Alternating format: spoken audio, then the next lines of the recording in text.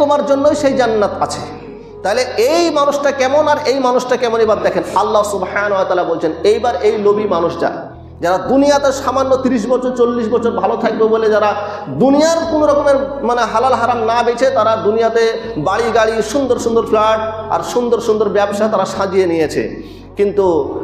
আপনি যেদিন হসপিটালের বেডে আছেন, আপনার সুন্দর সুন্দর বাড়িঘর সাজানো, এত সুন্দর শোকেজের টাকা একেবারে পরিপূর্ণ ভরা, আপনার ডাক্তার সাহেব যখন আপনার সামনে বলছে আপনার সন্তান আছে, ছেলে আছে, মেয়ে আছে এবং অন্যান্য আত্মীয় স্বজনরা দাঁড়িয়ে আছে আর আপনি বেডে শুয়ে আছেন, ডাক্তার সাহেব যখন বলছেন যে শেষ অবস্থা, আর কিছু করার নাই, আপনার ওই টাকা পয়সা যেগুলা শোকাজে সাজিয়ে কুজিয়ে থোয়া আছে,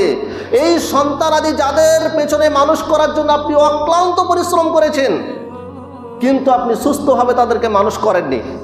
এই টাকাটা ইনকাম করেছেন, হালাল হারাম আপনি বাছেননি, কিন্তু আপনার স্ত্রীও আছে, তারপরে আপনার স্ত্রী ভাবছে যে আমার স্বামী ছাড়া আমি অন্ধকারে নিমজ্জিত হয়ে যাব, কিন্তু যে স্ত্রী আজকে বলছে আপনাকে ছাড়া সে অন্ধকারে নিমজ্জিত হয়ে যাবে, সেই স্ত্রী কাল বাদ পরশু সে অন্যের কারোর ঘরে চলে যাবে। যে স্বামী বলছে আমার স্ত্রী চলে গেলে আমার সংসার সব বেকার হয়ে যাবে, সেই স্ত্রী চলে যাক, সেই স্বামী অন্য মেয়ে নিয়ে চলে আসবে। আপনি আপনার সন্তানদেরকে হারিয়ে মনে করছেন যে আমার সন্তান চলে গেল, দুনিয়া ধ্বংস হয়ে গেল, না, সেই সন্তানেরও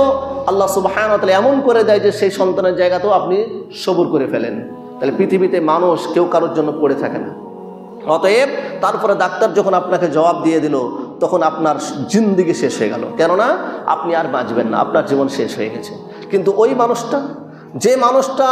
একেবারে অসহায়ত্ব জীবনযাপন করেছে, যে মানুষটা দুনিয়াতে ঠিকমতো খেতে পায়নি, দুনিয়াতে ঠিকমতো আরাম পায়নি, দুনিয়াতে মানুষের কাছে সম্মান পায়নি, দুনিয়াতে প্রত্যেকটা মানুষ তাকে কটু কথা বলেছে,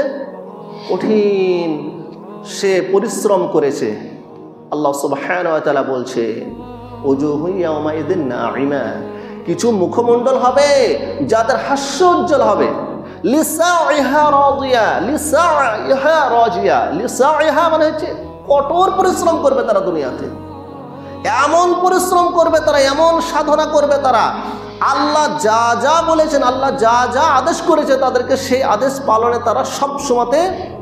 অগ্রগতি ভূমিকা অর্জন করবে, তারা সব সময় অগ্রগণ্য হয়ে থাকবে, তারা কোনো সময় পিছিয়ে আসবে না। ফি জান্নাতিন আলিয়া, আল্লাহ বলছেন যে এই মানুষটার জন্যই, ফি তারা থাকবে তার মধ্যে, জান্নাত ওই বাগিচাতে, আলিয়া সুউচ্চ আসনে,